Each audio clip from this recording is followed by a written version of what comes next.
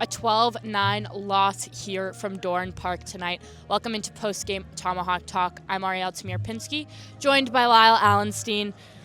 Lyle, talk to us about what happened in this game. It's the first loss in 4 games for us. Yeah, the Braves were riding a 4-game winning streak coming into this one. Hadn't lost since July 13th, coming off a 2-game All-Star break, and they looked like they were picking it up right where they left off. Big second inning offensively, started off strong.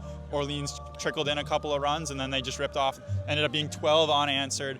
Braves tacked in 2 more in the 8th on a 2-run single from Braden Holcomb, but ended up not being enough in this one.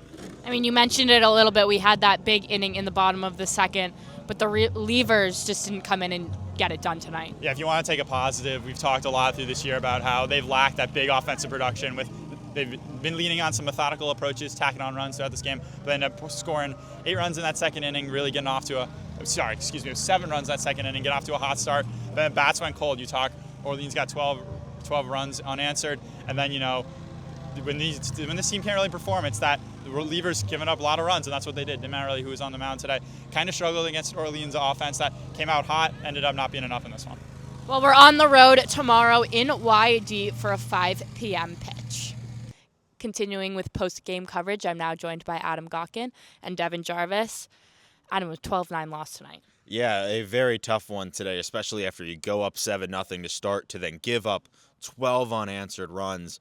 Kind of just a shock and a punch in the gut. It's something that you never really expect. You go up 7-0 in a game and you think, all right, that's it. We'll see you tomorrow. Game's over. And then you lose. And, the big thing with that was 7 of those 9 runs that ended up giving Orleans the lead at the start were unearned runs. And so you look at some of those errors that were really the big thing that ended up being the difference in this one, and it's a game that Bourne is for sure going to wish that it had back because, again, you go up 7-0, that's always a game that you should win.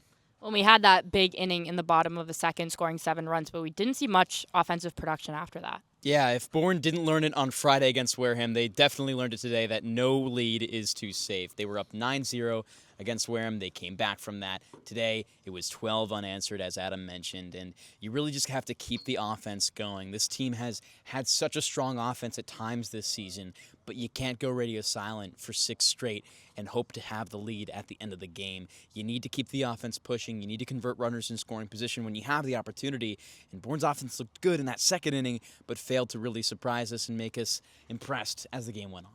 Well, a new game tomorrow. We're at YD. Yeah, it's a Red Sox team that has struggled a lot recently, 3 losses in a row, but they're still one of the best teams in the league. It's still going to be a tough one.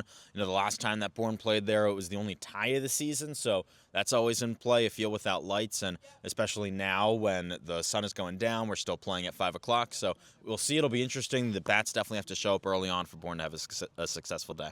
Well, we'll see you at Red Wilson Field tomorrow to take on the Red Sox for 5 p.m. first pitch.